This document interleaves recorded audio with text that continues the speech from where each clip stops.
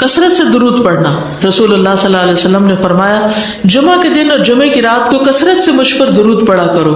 बस जो आदमी मुझ पर एक दफा दुरूद भेजेगा, अल्लाह उस पर 10 रहमतें नाजिल करेगा। अल्लाहुम्मा सल्ली अला मुहम्मद। रसूलुल्लाह सल्लल्लाहु अलैहि वसल्लम ने फरमाया, तुम्हारे अफजल दिनों में से जुमे का दिन है। इसी दिन आदम अलैहिस्सलाम पैदा किए गए, इसी दिन उनकी रूह कब्ज की गई, इसी दिन सूर फूंका जाएगा और इस दिन सब लोग बेहोश होंगे। इसलिए इस दिन मुझ पर कसरत से दुरूद भेजा करो, क्योंकि तुम्हारा दुरूद मुझ पर पेश किया जाता है।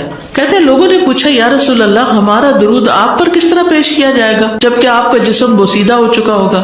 तो आपने फरमाया, बेशक अल्लाह अज़्ज़ा व जल्ला ने अंबिया के जिस्मों को जमीन पर हराम कर दिया है, यानी फरिश्तों के जरिए आप तक दुरूद पहुंचाया जाता है। अंबिया के जिस्मों को मट्टी नहीं खाती, सही सलामत होते हैं उनके जिस्म। सूरत अल कहफ पढ़ना।